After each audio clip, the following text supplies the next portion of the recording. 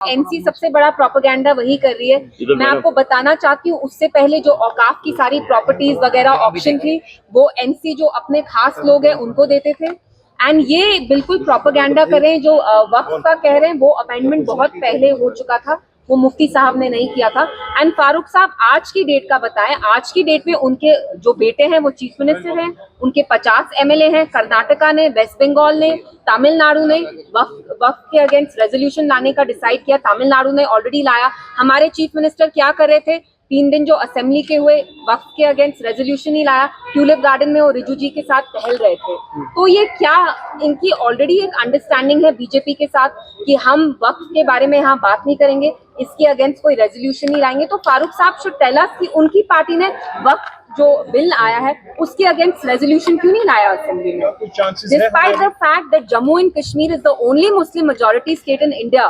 It is not just Muslims in Jammu and Kashmir who are looking up to us. It is also Muslims in the rest of the country. And this government, the National Conference, has terribly let them down.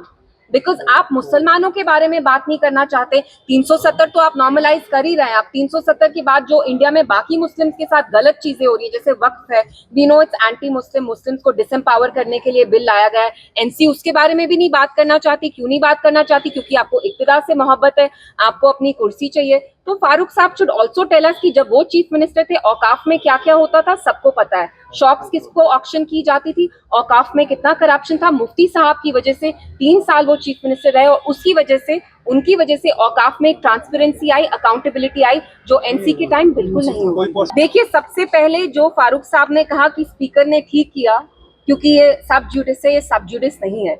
Supreme court में अब तब तक वो मसला नहीं गया था। और दूसरी चीज, सब जुडिस तो फिर 370 भी है, तो आप तो 370 के बारे में भी कहते हैं आप लड़ाई कर रहे हैं। तो this was a very convenient excuse. कि मैं यही कहूंगी कि स्टेटहुड हमारा गोल नहीं है। हम उस रियासत से हैं जिसका अपना आईन था, कानून था, झंडा था।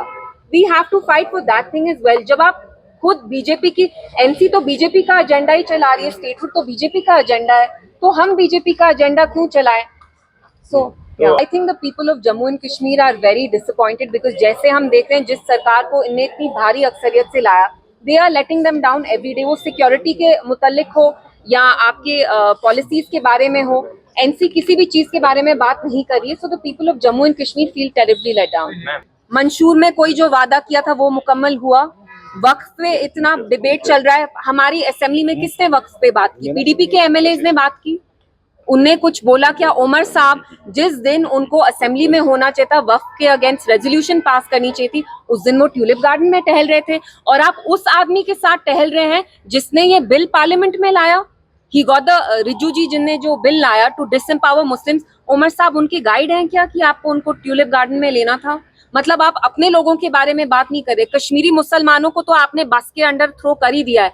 अब जो इंडिया में बाकी मुस्लिम्स हैं, आप उनके इश्यूज के बारे में भी नहीं बात करना चाहते। आप 370 नॉर्मलाइज कर रहे हैं, आप एब्रोगेशन नॉर्मलाइज कर रहे हैं, और अब जो पूरे कंट्री में मुसलमान है, जो उनके साथ अब डिसएम्पावरमेंट हो रही है, आप उसको भी नॉर्मलाइज कर रहे हैं। आप एक मुस्लिम मेजोरिटी के चीफ मिनिस्टर हैं, मुस्लिम मेजोरिटी स्टेट के, बट आप अपना कंडक्ट देखिए, आप कुछ बात नहीं कर रहे हैं। Of course there is a tacit understanding. आप देखिए असेंबली जब हुई पिछले हफ्ते, जो हमारे पीडीपी के एमएलए हैं उनने ही बात की, वरना एनसी के एमएलए ने बात नहीं की। अगर आपको अपने स्पीकर पे इतना गुस्सा था जो उन्होंने ड्रामा किया असेंबली के वेल में, तो आपने इनके अगेंस्ट नो कॉन्फिडेंस मोशन क्यों नहीं सपोर्ट किया? तो कहीं ना कहीं जिस बात पे बीजेपी के एमएलए बात नहीं कर रहे, उस पे एनसी ने भी चुप्पी साधी है। क्यों साधी है? क्योंकि एनसी एंड बीजेपी की एक टैसिट अंडरस्टैंडिंग है।